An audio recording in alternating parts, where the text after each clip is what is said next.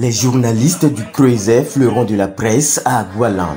Ils y sont dans le cadre de la célébration en différé de la Journée internationale de la liberté de la presse. Occasion pour ces professionnels des médias de mettre sur la table de débat le code du numérique. Un thème qui est la bienvenue selon Basile Chibozo. Moi, je suis absolument ravi d'être ici et de participer à cet échange-là. Notamment parce qu'il s'agit de la thématique qui a été choisie, qui sera développée par un esprit de genre. J'ai été impressionné par deux choses. La première, c'est que c'est le cadre qui nous accueille, où je salue, disons, l'abnégation, la détermination du corps d'organisation qui a pu obtenir ce cadre-là. Deuxième chose, je salue un peu l'ensemble de ceux qui ont pu répondre. Être ici pour accompagner, ce n'est que la bienvenue. Moi, j'ai hâte d'écouter l'honorable afin de pouvoir faire aussi mes observations par rapport à cette loi-là. Une loi difficile, une loi complexe, une loi compliquée, qui fondamentalement désarticule tout ce que nous avons eu à faire. 2015, et qui est mise en cause par la loi 2018 sur le numérique. En vérité, il n'y a pas de procès à faire. Il y a que nous allons voir en nous-mêmes comment est-ce que notre génome peut nous permettre de sortir de ce carcan-là. Parce que moi j'estime que aujourd'hui le Bénin est trop grand aujourd'hui. C'est un pays à revenu intermédiaire. C'est un pays dont les éléments sont grands du point de vue international. Et il est regrettable de constater que dans ce pays qui est si grand, qui est formidable, qui bat tous les records, qu'à chaque fois, on nous déclasse au plan de la liberté de presse. Le député Orden Aladatien, président de la commission des lois à l'Assemblée nationale, était de la partie pour présenter une communication sur la liberté de la presse à l'aune du code du numérique.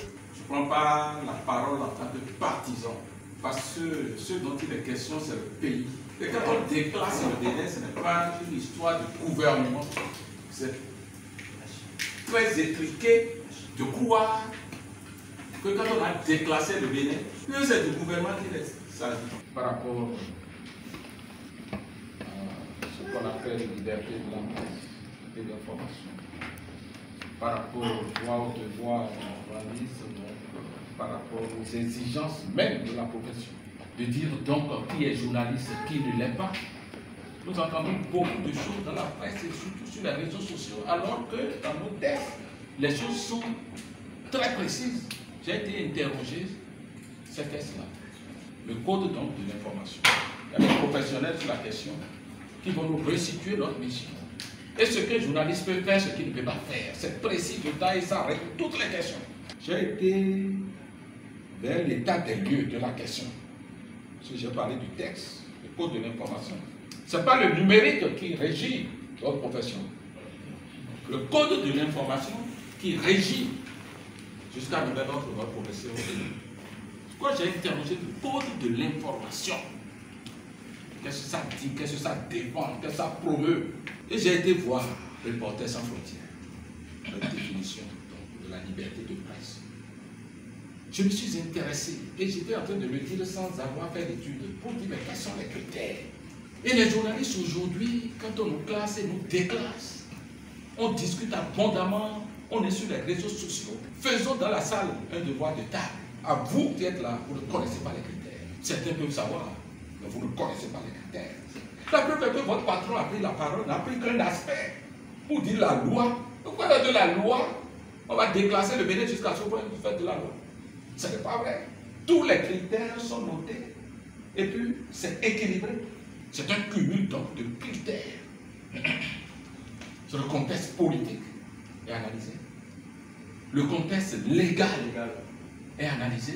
Le contexte même donc de l'exercice de la profession, on va voir, est analysé. Le contexte de la sécurité est analysé.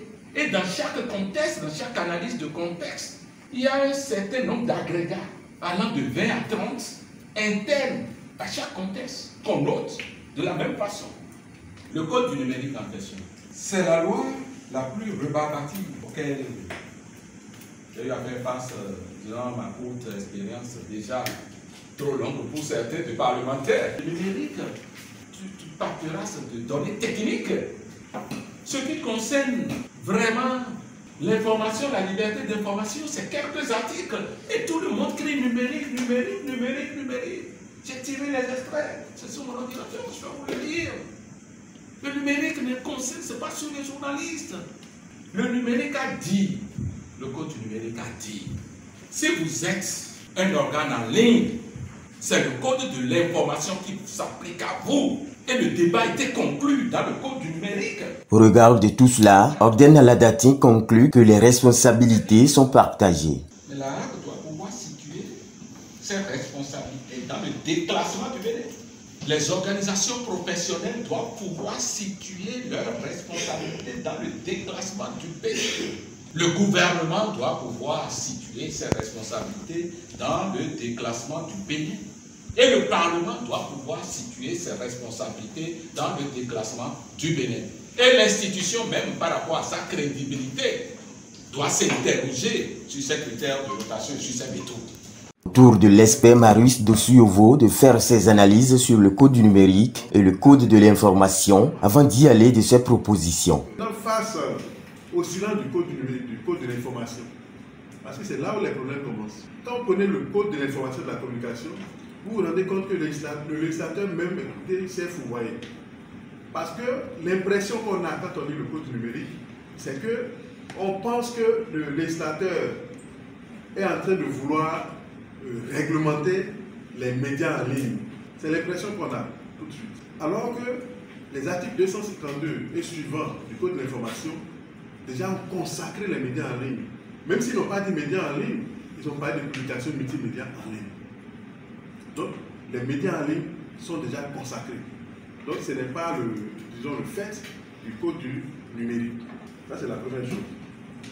Le Code du numérique, alors, le législateur s'est rendu compte que quand on parle des médias en ligne, effectivement, il n'y a pas de régime juridique. Quand on parle de ces valeurs-là que le Code a portées, évidemment, à côté, reconnaissons-le, il y a quelques écueils.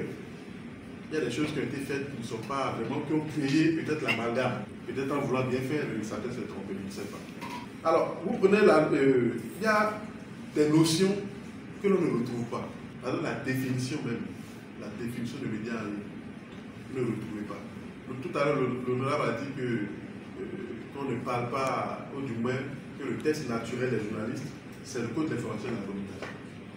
Je suis totalement en phase, je suis totalement d'accord. Et c'est là où ma crainte est légitime. C'est que quand vous prenez le code du numérique, on vous parle encore du journalisme.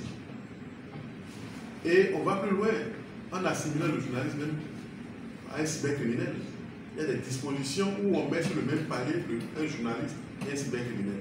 À la suite de l'expert, le président de la PADEM Bénin est revenu à la charge. Le véritable problème qui se pose, c'est que l'application des choses au Bénin, de façon systématique, j'ai fait référence au code d'information, au code du numérique, est essentiel. Or, nous avons la possibilité d'avoir le code de l'information qui ne sanctionne pas. Le GIE ne va pas au niveau des peines pécuniaires, il préfère les peines d'emprisonnement. Et puis, au plan international, vous savez, les canons sont très clairs. En international, c'est un principe. C'est un principe. C'est peut-être bizarre, c'est peut-être atypique, c'est peut-être fatal. Mais un journaliste en prison, fondamentalement, est considéré comme quelque chose qui ne doit pas exister dans un pays.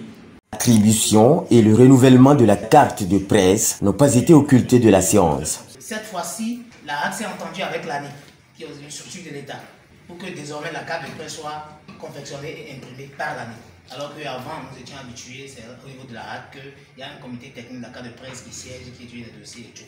Donc ce qui va changer, c'est que vous allez constater que dans le dossier d'appel à candidature qui a été lancé par la RAC récemment, on a pu demander photo bijoux, photo d'identité, tout ça. C'est parce qu'on veut puiser dans les données de base de l'année. C'est pourquoi on ne nous a pas demandé photo bijoux.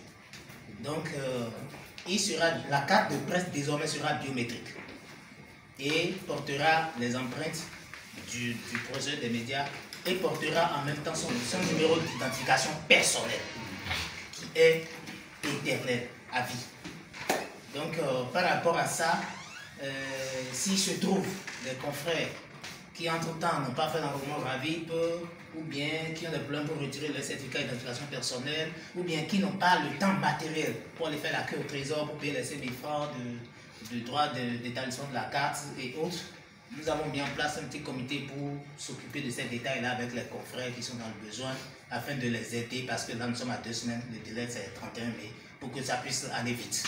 La séance a pris fin par le débat général avant de laisser place à la visite du complexe Agualand. Les journalistes ont eu l'occasion de contempler les divers animaux, oiseaux et reptiles du complexe avant de finir la journée autour d'un déjeuner.